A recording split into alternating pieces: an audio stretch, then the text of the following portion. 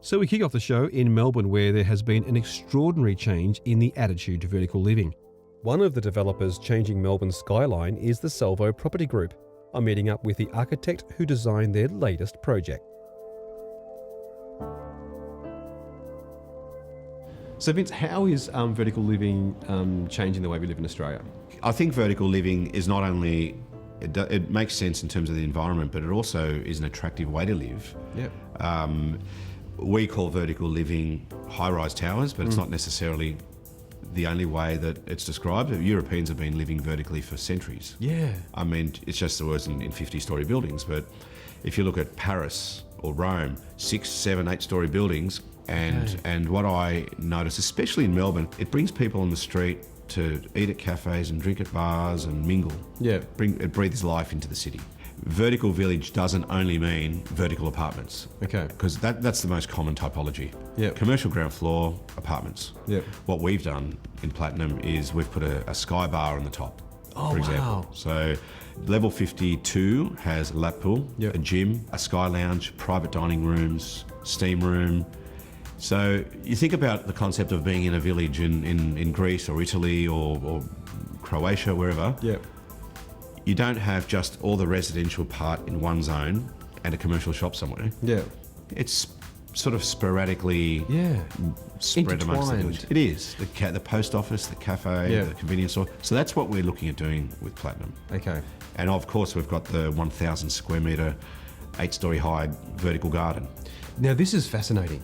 That is a massive garden on the side of a building. Yeah. The green wall idea is literally the first idea that I had for this project. Okay. I was invited to enter a design competition. I flew down, walked around South Bank, was horrified by the lack of greenery and the chaos. It was just a bit of a concrete jungle. Yep. And when I flew back to Sydney, went home, it was the first, I think I used my daughter's pencils because it was the weekend. Oh, wow. Yeah, I had all my stuff at work.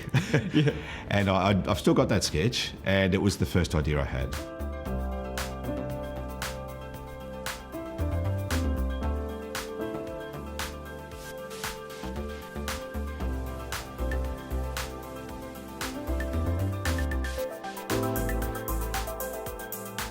So we try and have variety in our buildings and, put luxury swimming pools and gymnasium and conference centres and meeting rooms, and we thought put a cafe down the bottom and make it so convenient. Obviously, we take this business very seriously. We don't just go bang and give it to somebody. So we came up at the time with, I think we gave it to four leading architectural firms. Got introduced to Vince Scalacci, and I said, "Where are you from?" Sydney. I said, "Well, I don't think you got much chance." But he seemed to get what we were looking for, something different, something better, something that, we could be proud of. And so when we finished the competition, it just happened to be that the 10 people that we employed liked his concept the best. It's important to make money, but it's also more important to love what you do and be passionate about what you do and be proud of what you do. And that is something we've got in common. We like to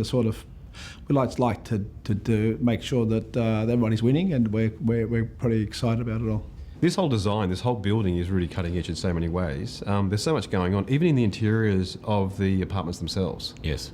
Well, the project, again, thinking about the vertical village or the experience, it's always going back to that.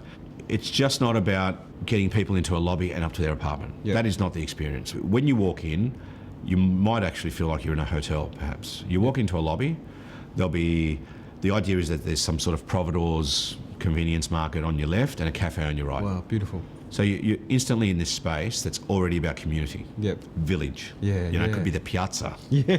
The modern piazza. And you can meet downstairs.